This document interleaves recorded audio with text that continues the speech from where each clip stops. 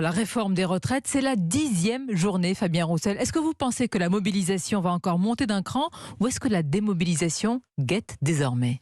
On va le savoir dans quelques heures. En tout cas, le dernier sondage paru hier chez Harris montre que le rejet des Français contre cette réforme des retraites grandit, plus 7 points, 69%. C'est le chiffre le plus élevé depuis le mois de septembre dernier. C'est un affrontement dur, un bras de fer entre le monde du travail et le monde de l'argent, celui que représente le président de la République. C'est deux conceptions du travail.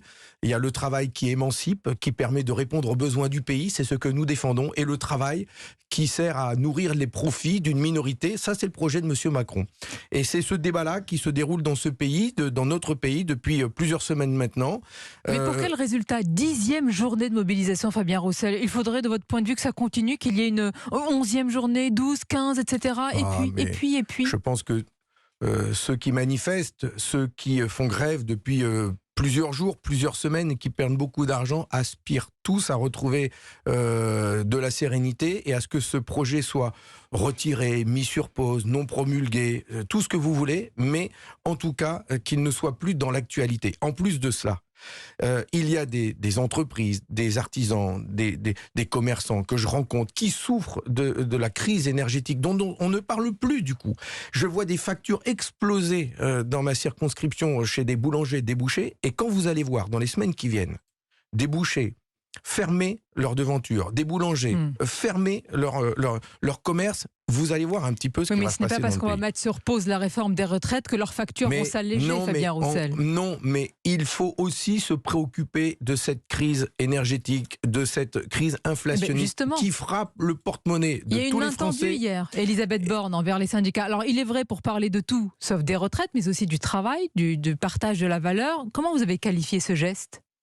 Mais le gouvernement ne peut pas aujourd'hui inviter les syndicats, les forces politiques, à venir discuter de son agenda comme si de rien n'était, comme s'il n'y avait pas toujours aujourd'hui une profonde colère, non seulement contre sa réforme des retraites, mais aussi contre les atteintes à, quelque part, la démocratie sociale, la démocratie citoyenne, avec l'usage du 49.3, le ton méprisant du président de la République qui nous a... atteinte à la démocratie, le 49.3, même si vous estimez que c'est un geste de brutalité, c'est un outil de la Constitution, mais vous dites atteinte à la démocratie ? Oui, c'est une atteinte à la démocratie, parce que quand il y a une majorité forte, très forte, qui s'exprime dans le pays par des citoyens qui ont pris conscience du projet, donc c'est pas une foule, c'est un peuple qui se mobilise, et c'est là une nuance importante. Et quand le gouvernement, face à cette majorité qui s'oppose, il utilise le 49.3, en gros, la première ministre l'a dit, je n'ai pas la majorité à l'Assemblée, donc je vais perdre un vote, donc il n'y aura pas de vote. C'est extrêmement grave quand même. C'est une atteinte à la démocratie parlementaire, à la démocratie citoyenne. Elle vous dit qu'elle ne